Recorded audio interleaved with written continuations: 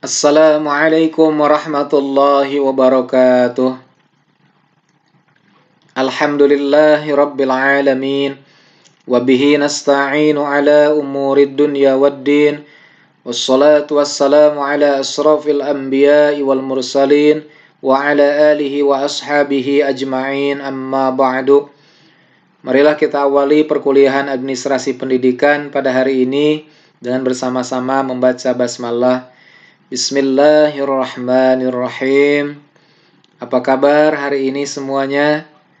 Alhamdulillah, Allah memberikan kesehatan kepada kita dan mudah-mudahan kita bisa menggunakan anugerah yang Allah berikan dalam ketaatan kepada Allah sebagai syukur kita kepadanya. Adapun materi yang akan kita pelajari pada hari ini adalah mengenai manajemen peserta didik. Ruang lingkup materi kita dalam manajemen peserta didik dimulai dari proses PPDB atau penerimaan peserta didik baru. Selanjutnya jenis-jenis dokumen kesiswaan. Berikutnya organisasi kesiswaan atau organisasi peserta didik. Selanjutnya kegiatan bimbingan dan konseling. Dan nanti yang terakhir adalah kegiatan ekstrakurikuler yang ada di sekolah. Sebelum kita membahas tentang PPDB, maka kita perlu memahami terlebih dahulu apa yang kita fahami tentang peserta didik dan manajemen peserta didik. Berdasarkan Undang-Undang Nomor 20 Tahun 2003 tentang Sistem Pendidikan Nasional, dijelaskan bahwa peserta didik adalah anggota masyarakat yang berusaha mengembangkan potensi dirinya melalui proses pembelajaran pada jalur, jenjang, dan jenis pendidikan tertentu. Nah, jadi kata kuncinya peserta didik itu adalah anggota masyarakat yang ingin mengembangkan potensi dirinya melalui proses pembelajaran di sekolah. Nah, berikutnya, manajemen peserta didik adalah sebagai usaha pengaturan. Ya, jadi kata kunci manajemen adalah pengaturan. Kemudian pengawasan dan pelayanan peserta didik untuk mencapai tujuan pembelajaran di sekolah. Mulai dari perencanaan, penerimaan, pembinaan, sampai peserta didik tersebut menyelesaikan pendidikannya di sekolah. Ini adalah manajemen peserta didik. Jadi, mengatur tentang peserta didik dari mulai perencanaannya, peserta didik tersebut, penerimaannya, pembinaannya, sampai dengan menyelesaikan pendidikannya atau lulus dari sekolah tersebut.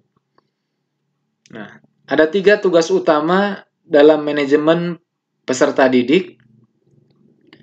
Yang pertama adalah penerimaan peserta didik baru atau PPDB. Yang kedua adalah kegiatan kemajuan belajar selama proses pendidikan. Dan yang ketiga adalah pembinaan atau bimbingan pengembangan minat dan bakat. Biasanya nanti di sini adalah kegiatan pengembangan diri dalam bentuk organisasi ekstrakurikuler. Kemudian adapun secara garis besar, 3 segmen waktu atau kegiatan yang dilakukan di sekolah adalah kegiatan awal tahun pelajaran, kegiatan selama tahun pelajaran berjalan, dan kegiatan akhir tahun pelajaran yang masing-masing penjelasannya tentunya sudah bisa kita pahami. Dari mulai awal tahun ada perencanaan dan PPDB, selama proses pembelajaran dimulai dengan MPLS atau MOPD, masa orientasi peserta didik, atau masa pengenalan lingkungan sekolah, sampai dengan memberikan reward dan punishment. Nah, adapun kegiatan akhir tahun pelajaran adalah berupa evaluasi yang nanti ditindaklanjuti dengan pengayaan atau remedial. Nah, langkah-langkah perencanaan peserta didik dimulai dari analisis kebutuhan peserta didik Jadi pada saat melakukan rekrutmen peserta didik itu berdasarkan analisis kebutuhan. Tidak berlebih ketika menampung atau merekrut peserta didik sementara daya tampung dari suatu sekolah itu tidak memadai. Maka berdasarkan analisis kebutuhan terlebih dahulu, baru dilanjutkan dengan perencanaan untuk teknis atau sistem rekrutmen peserta didik, proses seleksinya, kemudian orientasi peserta didik. Setelah proses seleksi selesai, lanjut di penempatan, ya, misalkan dibuat dalam bentuk kelas, dan juga yang tidak kalah pentingnya yaitu berupa pencatatan dan pelaporan. Nah, adapun poin pertama adalah tentang PPDB atau penerimaan peserta didik baru. Menurut Permendikbud nomor 44 tahun 2019 tentang PPDB pada TK atau Taman Kanak-Kanak, SD, SMP, SMA, dan SMK, ya ini adalah regulasi yang berlaku untuk 1 tahun terakhir. Jadi kalau bicara regulasi, peraturan menteri, biasanya ini dalam waktu yang relatif cepat bisa berubah. Nah, ini yang berlaku terakhir adalah tentang PPDB diatur oleh Permendikbud nomor 44 tahun 2019. Dalam Permendikbud disampaikan bahwa tujuan dari PPDB adalah 2, yaitu untuk perluasan akses layanan pendidikan dan pemerataan mutu pendidikan. Nah, ini yang menjadi penekanan dalam PPDB tahun 2020-2021. Dan 5 asas dalam PPDB yaitu objektif, ya, kemudian transparan atau keterbukaan, akuntabel atau bisa dipertanggungjawabkan, non-diskriminatif atau tidak membeda-bedakan, dan juga berkeadilan. Nah, ini yang membedakan di antara 5 asas adalah di bagian berkeadilan. Jadi kalau dulu asas yang kelima adalah kompetitif.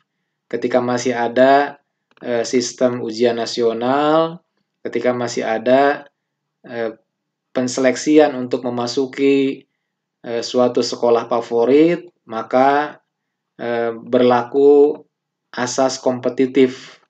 Jadi yang mempunyai keunggulan dia yang bisa menduduki atau menempati sekolah pilihan. Tapi kalau sekarang adalah asas yang kelima yaitu asas berkeadilan. Adapun pembagian kuota dalam PPDB tahun 2020 ya yang lalu atau yang berjalan kemarin, yaitu ada 4 jalur PPDB. Yang pertama ada jalur zonasi. Peraturannya minimal 50%. Kemudian yang kedua ada jalur afirmasi minimal 15%. Yang ketiga jalur perpindahan tugas orang tua atau wali minimal 5%. Dan yang terakhir, jalur prestasi minimal 30%. Dengan catatan bahwa jalur prestasi dibuka apabila masih terdapat sisa kuota dari pelaksanaan PPDB untuk 3 jalur lainnya. Jadi kalau ini masih ada sisa dari hitungan jalur 1, 2, dan 3, maka barulah dibuka jalur prestasi. Tapi kalau memang dengan 3 jalur lainnya sudah 100% terpenuhi, maka jalur prestasi tidak dibuka. Nah, itu adalah ketentuan kuota dalam PPDB tahun 2020 yang lalu. Penjelasan dari masing-masing jalur dimulai dari jalur zonasi. Jalur zonasi itu adalah jalur yang disediakan bagi peserta didik yang telah tinggal dalam suatu zona selama minimal 1 tahun. Jadi batas waktu kategori dalam satu zona adalah sudah menempati di dalam hitungan 1 tahun minimal. Dan bukti tinggal nanti dengan dibuktikan oleh atau menggunakan kartu keluarga, ya, KK, atau berupa surat keterangan dari ketua RT atau RW setempat yang dilegalisir oleh pejabat berwenang. Selanjutnya, untuk jalur zonasi tidak ada proses seleksi.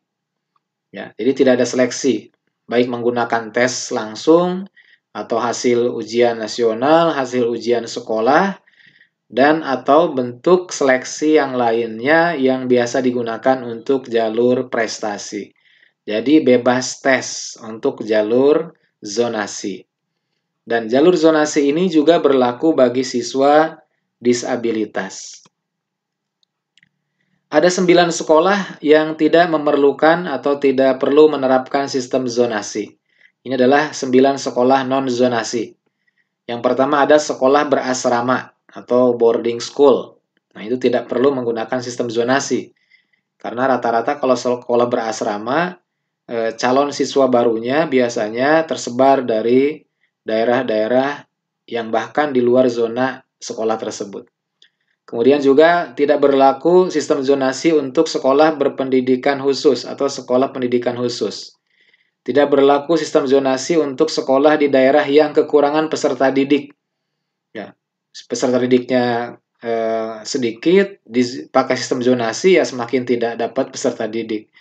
Kemudian juga tidak berlaku untuk sekolah kerjasama, SMK negeri tidak berlaku sistem zonasi, sekolah swasta, sekolah Indonesia luar negeri, sekolah di daerah 3T, terdepan, terluar, tertinggal, dan juga tidak berlaku sistem zonasi untuk sekolah pendidikan layanan khusus. Itulah 9 sekolah yang bebas dari sistem zonasi. Kemudian yang kedua adalah jalur afirmasi, yaitu jalur yang disediakan bagi peserta didik yang berasal dari ekonomi kurang mampu. Dibuktikan nanti dengan keikutsertaan program penanganan keluarga tidak mampu dari pemerintah. Misalnya PKH, ya, program keluarga harapan, atau yang mempunyai kartu Indonesia Sejahtera, ya, KIS. Kemudian pemerintah dalam hal ini, baik pusat ataupun daerah, wajib melakukan verifikasi antara data dengan fakta di lapangan agar tidak terjadi penyalahgunaan untuk jalur afirmasi. Ya, jadi bisa jadi ada orang yang secara ekonomi mampu, supaya anaknya masuk di suatu sekolah yang diinginkan, maka menggunakan jalur afirmasi. Nah, maka ini menjadi tugas pemerintah untuk melakukan verifikasi antara data dengan fakta di lapangan. Kemudian jalur yang ketiga adalah jalur perpindahan tugas orang tua atau wali, yaitu jalur yang disediakan bagi peserta didik ketika lokasi pekerjaan orang tua atau walinya dipindah tugaskan. Nah, ini biasanya ada orang tua yang tugas kerjanya atas kedinasan kemudian dipindah tugaskan, maka berlaku menggunakan jalur perpindahan tugas orang tua atau wali. Nah, dibuktikan dengan surat penugasan dari instansi atau lembaga terkait. Jadi kalau memang ditugaskannya oleh instansi apa, maka disitulah bukti surat tugas yang disampaikan atau dilampirkan.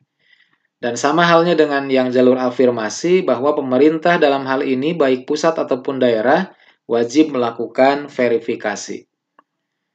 Dan yang terakhir, yang keempat, untuk penerimaan peserta didik baru melalui jalur prestasi, adalah jalur yang disediakan bagi peserta didik yang berprestasi, baik secara akademik ataupun non-akademik.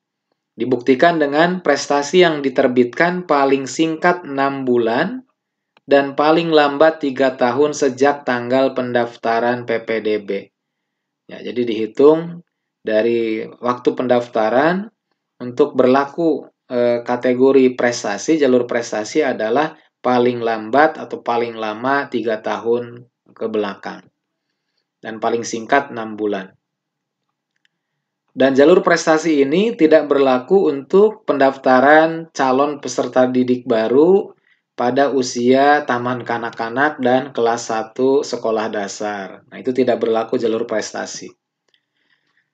Kemudian yang kedua adalah jenis dokumen kesiswaan. Ada 5 jenis dokumen kegiatan kesiswaan berdasarkan standar pengelolaan. Ya, 1 dari 8 standar nasional pendidikan, yaitu yang pertama adalah dokumen pelaksanaan PPDB, kemudian yang kedua dokumen layanan konseling, yang ketiga dokumen kegiatan ekstrakurikuler, kegiatan pembinaan prestasi, dan juga dokumen penelusuran alumni. Nah, itu adalah 5 dokumen pelaksanaan kegiatan kesiswaan. Kita mulai satu persatu dari dokumen PPDB. Dokumen PPDB secara garis besar berupa program kerja panitia PPDB.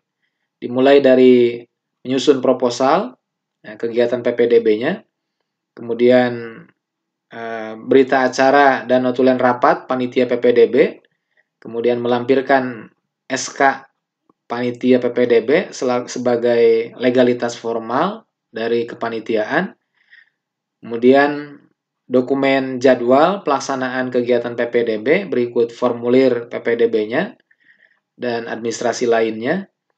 Kemudian juga yang tidak kalah pentingnya yaitu anggaran biaya dalam pelaksanaan PPDB dan aplikasi yang digunakan ketika PPDB secara online.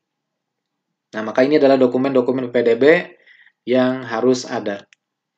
Adapun yang kedua, dokumen layanan konseling meliputi program bimbingan dan konseling, baik program semester ataupun program tahunan, kemudian laporan bulanan dari program semester dan tahunan tersebut, persentase absensi, jadi nanti siswa dalam persentase absennya di satu sekolah, sakit berapa, izin berapa, alfa berapa, kemudian juga administrasi BK lainnya, untuk kegiatan home visit atau kunjungan rumah, sosiometri, kemudian konseling, baik yang bersifat individu ataupun kelompok, dan juga yang sangat penting di administrasi BK adalah buku tamu. Karena biasanya BK banyak berkomunikasi langsung dengan orang tua atau wali dari siswa. Nah, yang ketiga, dokumen kegiatan ekstrakurikuler berupa program kerja, jadwal kegiatannya, dan juga foto kegiatannya.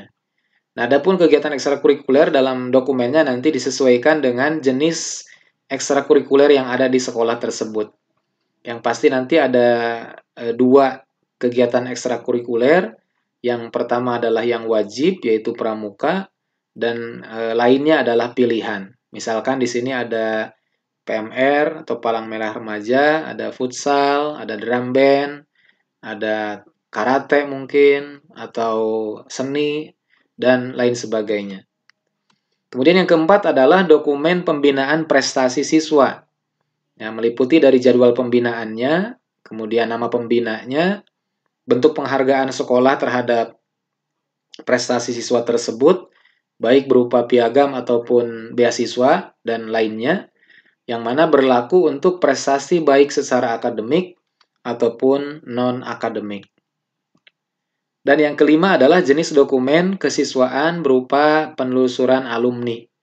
Jadi biasanya dibuat dalam buku besar yang berisikan tentang nama alumni, tempat tanggal lahirnya, tahun masuk, tahun keluarnya, alamatnya, kalau memang melanjutkan sekolah, tempat sekolah sekarang di mana, dan kalau memang bekerja, maka tempat bekerja sekarang di mana, dan lain sebagainya.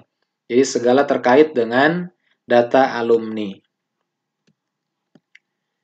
Nah, berikutnya yang ketiga adalah organisasi peserta didik atau organisasi kesiswaan. Menurut Permendiknas nomor 39 tahun 2008 tentang pembinaan kesiswaan, dijelaskan bahwa organisasi kesiswaan di sekolah berbentuk OSIS, yaitu organisasi siswa intrasekolah.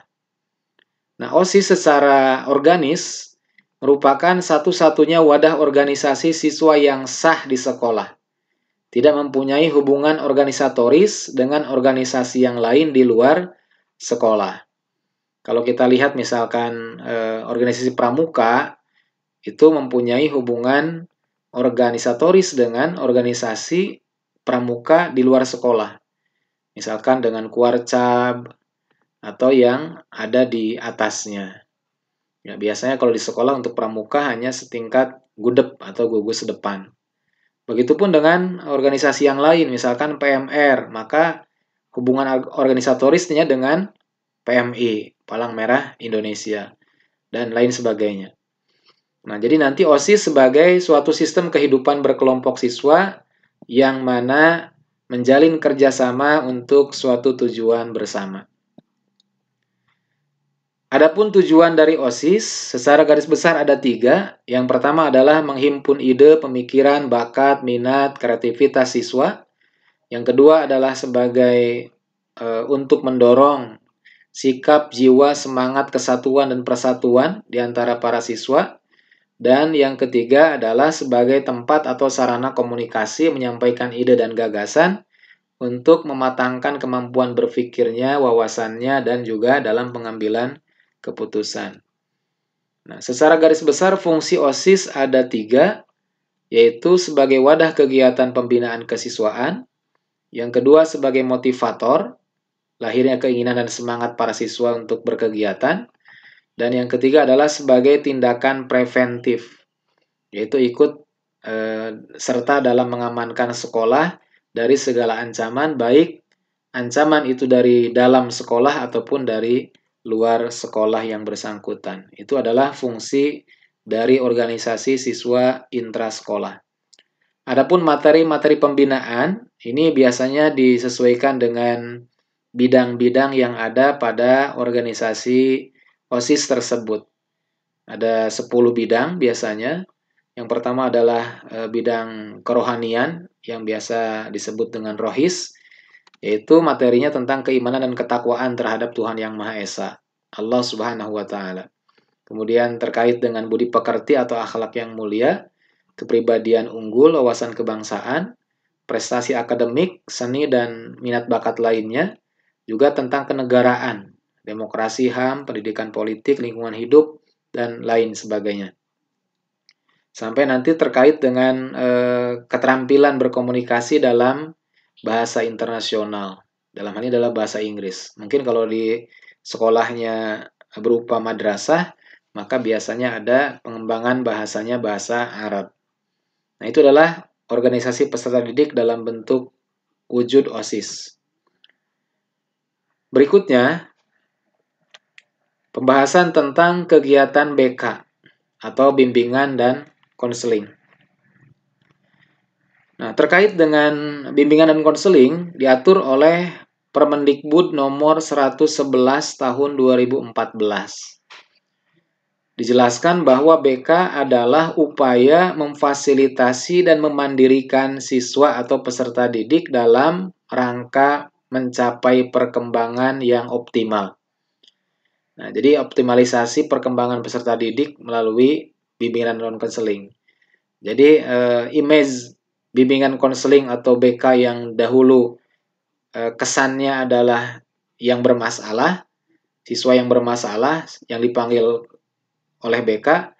Kalau sekarang adalah semua siswa mempunyai kepentingan dengan BK, yaitu untuk mengoptimalkan perkembangan kemandirian dalam peserta didik tersebut.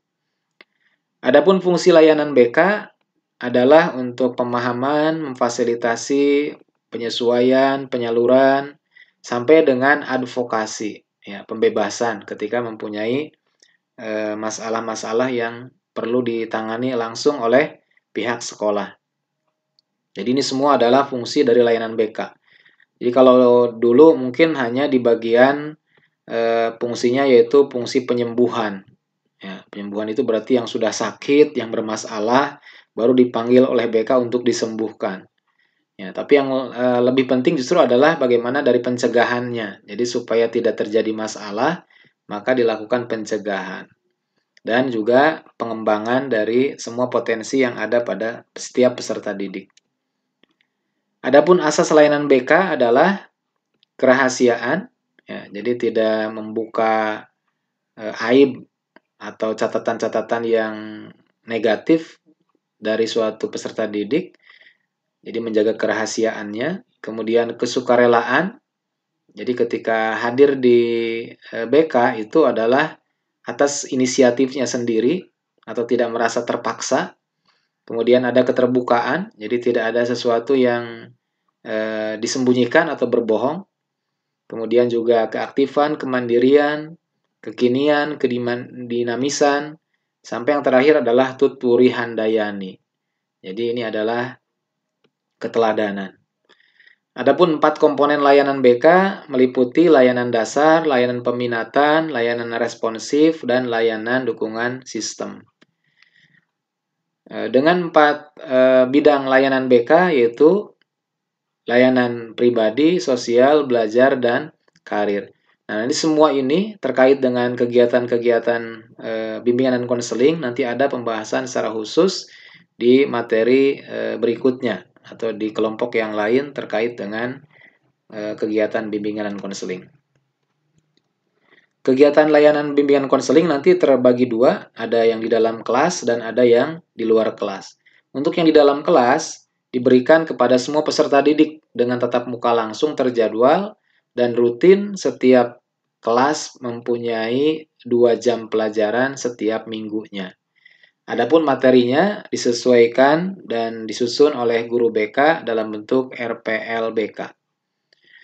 Nah, untuk yang di luar kelas ini berupa home visit, berupa konseling individual ataupun kelompok, bisa juga konferensi kasus, atau mungkin lain sebagainya yang jelas tidak melibatkan semua peserta didik.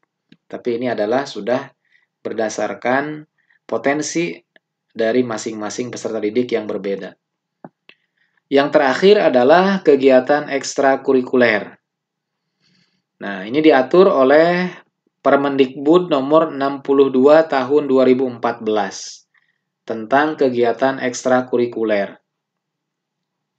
Bahwa kegiatan ekstrakurikuler adalah kegiatan kurikuler yang dilakukannya di luar jam belajar, di bawah pengawasan dan bimbingan sekolah. Jadi meskipun di luar jam belajar, tetap dalam pengawasan dan bimbingan dari sekolah.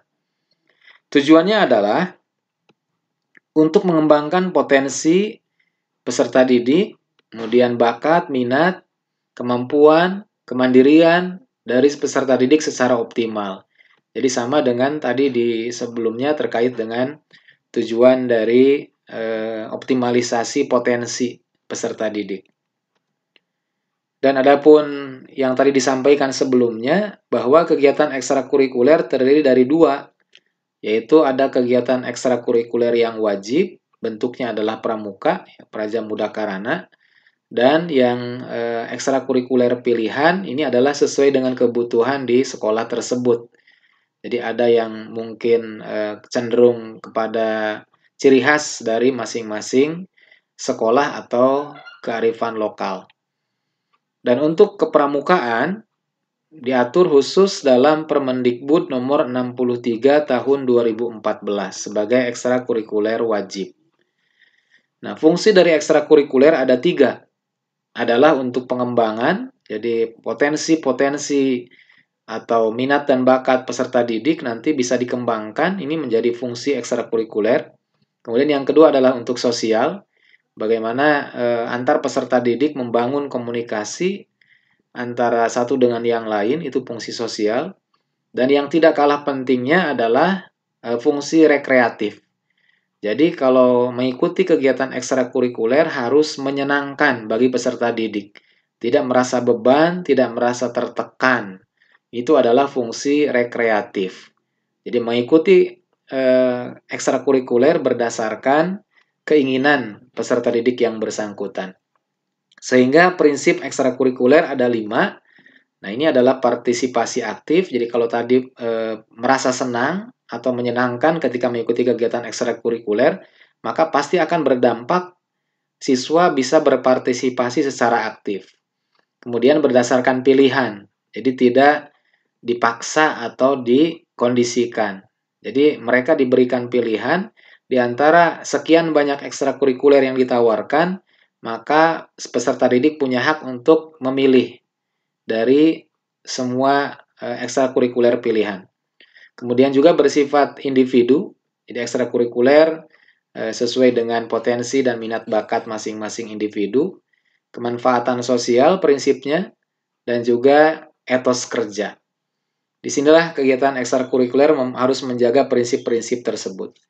Mudah-mudahan dari hal-hal yang kita bahas tentang manajemen peserta didik bisa difahami dan nanti bisa dalam kegiatan secara real ketika sudah menjadi seorang pendidik atau yang berada dalam suatu lembaga pendidikan, tentunya semua yang kita bahas hari ini akan lebih implementatif.